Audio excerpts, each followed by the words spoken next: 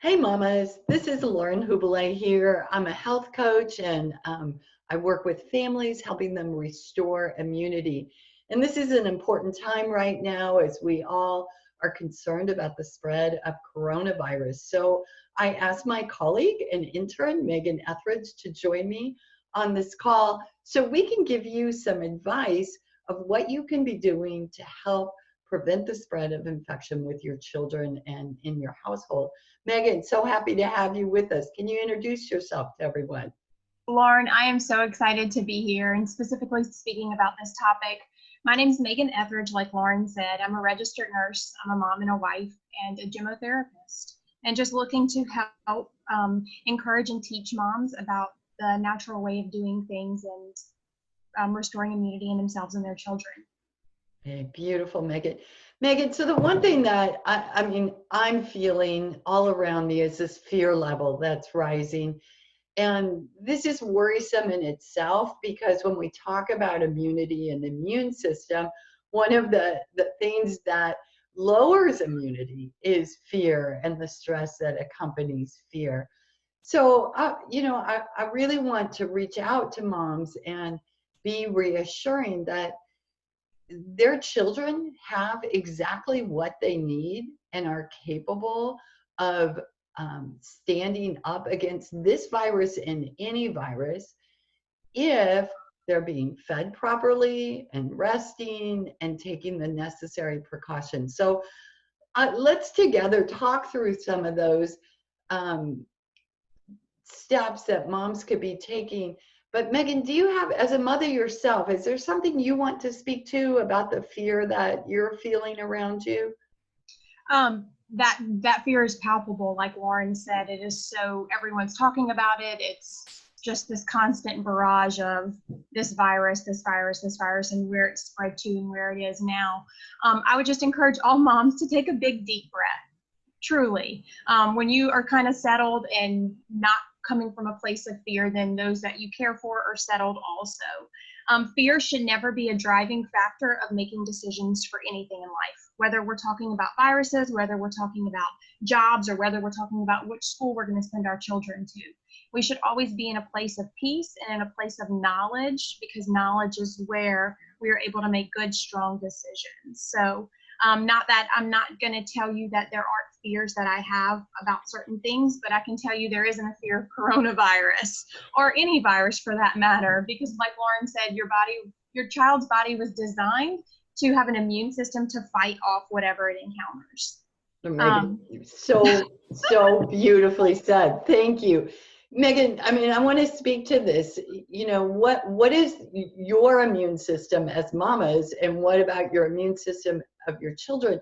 This design that it has is so perfect, and we just need to tap into that and realize that 24/7 we're encountering all kinds of pathogens, and that immune system is constantly deciding, hey, do you want to come on board? You're a healthy bacteria. You're going to help me be stronger and more fit, or I'm going to neutralize you and eliminate you. And what we're talking about today, mamas, is how can you help your child's body and your body at the same time in that decision-making process, and some steps that we should be taking every day. It's not about Right. coronavirus. Right. It's not about coronavirus, and it's not about adding new things. It's about the choices that you're given and the one that you choose. And is there a better choice for your body and your immune system? Or is there a not so great choice that is going to cause your immune system to be functioning not as strongly as it could? Beautiful, beautiful, Megan. So the first on my list is always food. And as mamas, that's what we do. We prepare food for our family, and we set the tone of how the culture of that family is with the food we prepare. And mamas, this is a place you can be super powerful. And you may think that you get a lot of pushback, but this is time to step into your power and say, you know what? I'm in charge of everyone's food and what they eat and how we're going to protect ourselves. And the first thing I would start with every morning is a serving of fruit for your children. This can come right before their breakfast. It needs to be fruit all by itself. And the fruit I recommend to help the body clean so we can eliminate and pass out those pathogens would be apples, citrus, which are plentiful right now, grapes, and then we get into some that are not so seasonal right now, melons, berries, mangoes, and you can give your child as much as they're willing to eat. There is no limit to this. Fruit is super healthy for your body, but we're taking it right now to help the body clean. And then, Megan, what other diet recommendations would you give to mamas? I would also recommend, Lauren has taught me so much about diet, but the more fruits and veggies that you can get in a daily intake, the better. That's the foods that are most nutritious for our bodies. That's the foods that are easiest for our bodies to digest and not putting so much stress and energy into digestion. And I would also recommend cutting back completely, or at least greatly limiting the amount of dairy. Dairy is highly inflammatory, and the amount of animal products that you're eating, so the amount of meat. I'm not saying my family is not vegan. I'm not saying do not consume any kind of animal meat, but at the same time, I am mindful, especially when all of this kind of started, as to how much we are consuming on a daily basis, because it makes a difference. And if your child is sick, mom, I really want you to try a little test. Don't let them have dairy and don't let them have meat during their illness, and observe the duration of that illness and observe the severity as compared to other illnesses in which they have partaken of those things. It's mind-blowing. It really is. Megan, that is so well put. And mamas, why we're saying this is because we're trying to support the body to clean. So when you're asked by other mamas or your mother-in-law why you're not giving your child this or that, your answer is not because this has more nutrients or something on a very reductionist level. Your answer is, you know what? I'm helping their body clean, because when I help their body clean, I'm supporting their immune system. Something we need to be doing every day, but particularly in lieu of this virus. So Absolutely. Megan, the next thing that is on everyone's mind is hand washing, and there's a lot of craziness going on and misinformation. Do you want to set the record straight for us? Yes, I do. This particular coronavirus and the flu are spread through people coughing and sneezing. And like when there's a light mist rain that falls, the cough or the sneeze also excretes this light mist of these nasal mucus droplets, is what they call them. And the way that it's passed is your hands touch those droplets, and then you touch your eyes or your nose or your mouth, and then that whatever's on your hands is then introduced into your body. And so you kill those things that you've touched by hand washing. And hand washing includes regular soap. I don't care if you have foam soap. I don't care if you have a bar soap. I don't care if you have laundry detergent for that matter. It is regular soap and water and friction. And it is the amount of time that you are washing your hands. So I want you to sing your ABCs, or I want you to sing the happy birthday song. And I want you to cover the insides of your hands, your fingernails, the outsides of your hands. Being mindful to rinse them well, to not touch the handles of the sink that you turn the water on with your dirty hands, and making sure that you're patting them dry. And that's truly just being mindful of more hand washing throughout the day, and being mindful of the things that are the dirtiest, which you probably don't even think twice about. Money, door handles. We're always concerned like about bathrooms and toilets and things like that, but most people are, and so they wash their hands after it. But these other little things, grocery stores, and that money is just so dirty. Yeah, really, really important information there, Megan. And I'm going to say this, and I know you'll back me up. Let's put aside those hand sanitizers, folks. So there's a number of reasons why they're not good. They have a purpose, and they belong in hospitals. They don't belong in your home. And our hands have a protective layer of skin on them that is meant to protect us. And when we start removing that with the products that are in these antibacterial lotions or gels, we are increasing our risk at infection. Megan, is there anything you want to follow up on that with? Yeah, your skin is also your largest organ, and you don't think of it as an organ, but it also absorbs everything that's put on it. And so when you're using these products and those products are being absorbed, so if you're a mom who's like, I'm not really a fan of antibiotics because it disrupts the gut biome, then the same thing is true for your hands. Not only is it disrupting that biome, but it's also seeping into the body as well. So like Lauren said, I do think there's a place and a time if you work in a hospital facility. That's a completely different situation. But just regular moms every day, soap and water. Your kids know how to wash their hands. If they're like my son, he loves to be in the water and wash his hands 100 times a day. So just make it a game. Sing funny songs to make sure they get all their spots, and you're good. Yeah, beautiful. So if you are a mom that has your child with a little bottle of hand sanitizer hooked to their backpack, here's our recommendation. Dump that out, rinse it out, and fill it full of soap. Fill it full of soap. Yep. They'll have their own soap wherever they go, and we'll know what to do and take care of those hands. Great. Absolutely. So before I get into some prevention techniques using Gemotherapy, the last thing on my list is sleep. And there are amazing studies that talk about what the lack of sleep or disrupted sleep does to our immunity. And so I can't emphasize enough for all of us, for parents and children alike, getting a full night's sleep. 7 to 8 hours is what we want to be doing right now. And we want to be mindful, particularly during cold and flu season and during the spread of this coronavirus, that we're not keeping the kids up late at activities. We're staying to a routine and keeping everyone on a good sleep cycle. I feel like it's really ironic that we're talking about sleep in lieu of the recent time change. Yeah, right? Because if you're like my family, then we're just really have still been off for the last couple of days. Yeah, Megan, I mean, doesn't it always feel like we change 4 hours rather than 1, right? Absolutely, absolutely. And moms, I just want to say this. I know that typically your me time is when little ones are to bed. And you will get seated on that couch and started on a book or started on a show that you're 10 episodes behind just to kind of get a break, and then time gets away from you.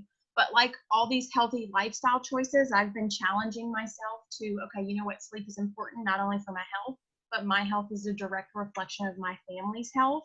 And so making that conscious, not always easy choice to, okay, I'm going to put it down or turn it off and I'm going to go to bed early.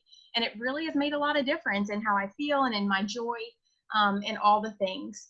And the last thing, your kids require more sleep. They require more sleep than you do. They require a lot of sleep. And so it's okay to say, no, we can't make that because our kids have a bedtime. Yeah. You're doing yourself a favor, I promise. Sure. Good. So Lauren, let's talk about prevention. I know you had sent an email to all of your clients discussing Gemotherapy. Obviously, you're a leading Gemotherapist in the U.S., and what you recommend as far as Gemos go for helping to boost the immune system to support the body during this time.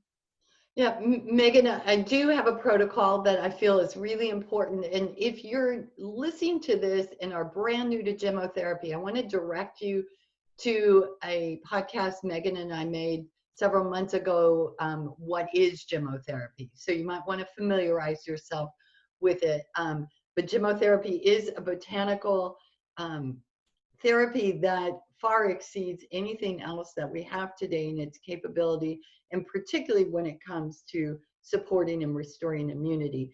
So Megan, there's 2 extracts I recommend mamas give their children before they head out the door in the morning for school or daycare, and that's blackthorn, Prunus spinosa, and in combination with sea buckthorn.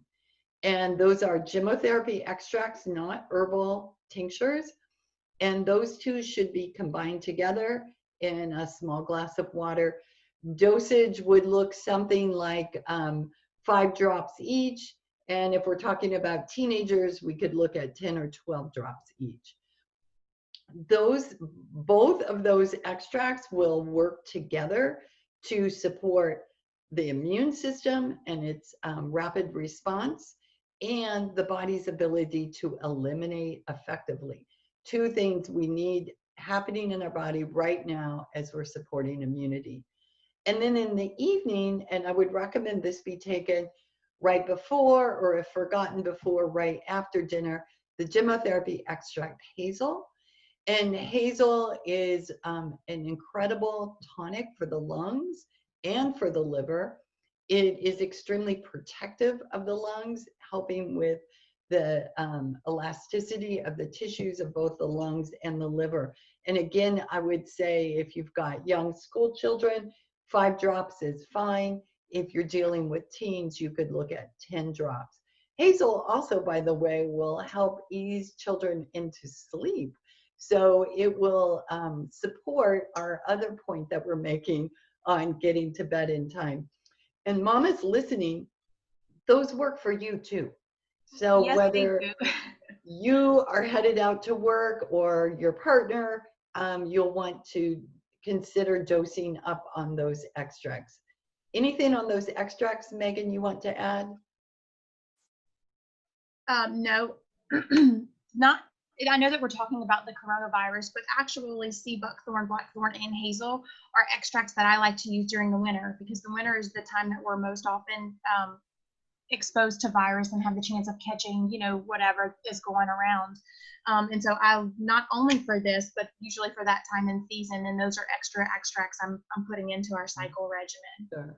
Sure. And just to note, if you're taking Gemmos right now, that's okay. Speak with your practitioner and come up with a game plan of how you can incorporate, because you can. And so we don't want to tell you to stop your protocol that you're on right now, but how can you kind of marry the two to get full support? Yeah, excellent advice, Megan. And then Megan, I want you to talk about what moms should be looking for. What are real symptoms that they should be looking for? And what are your recommendations for treating those symptoms? So real quick, I want to talk about two. And moms, if you're new to listening to us or new to Gemotherapy, then the way that we measure sickness is probably not the way that you're used to measuring sickness. And there's 3 things that we're looking for. We're looking for decreased energy level. When your kids are sick, they're posted on the couch, and that's typically not where they are when they're healthy. Their appetites have decreased, and they're not wanting to eat or drink. And their mood is just off. Typically, they're very whiny. The littlest things will send them into meltdown mode. And those are the ways that the body starts to tell you that it's working hard to fight something. The second 3 that I want to talk about are the symptoms of the coronavirus, because that's kind of the big thing right now. And so the 3 major symptoms are fever, cough, and shortness of breath. There's Gemo protocols for all of those. So for a fever, then we use the Gemo extract black currant.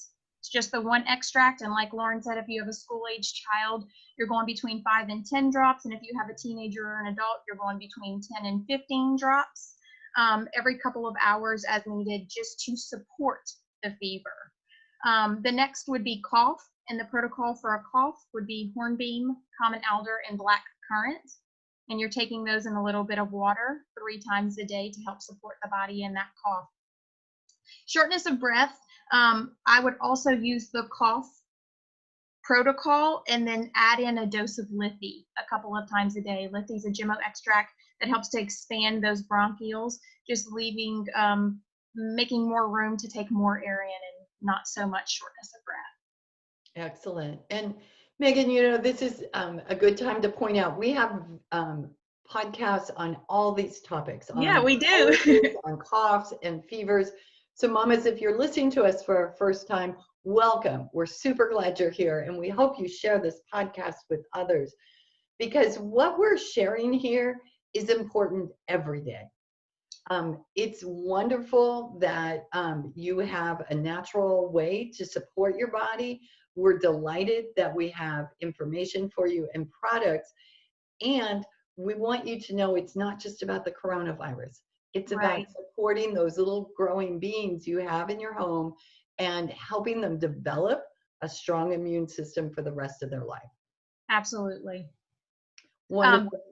Anything else you'd like to add in closing? The last thing that I want to add is, and Lauren mentioned this in her email, if you do feel like you have come down with the coronavirus and start to develop these symptoms, then we would recommend a homeopathic remedy. And information has been coming back to Lauren and I that Briona 30C is a well-chosen remedy for this virus. So definitely reach out to your homeopathic practitioner for more information, but it's something that you can pick up at a health food store and concurrently give with the Gemo protocol.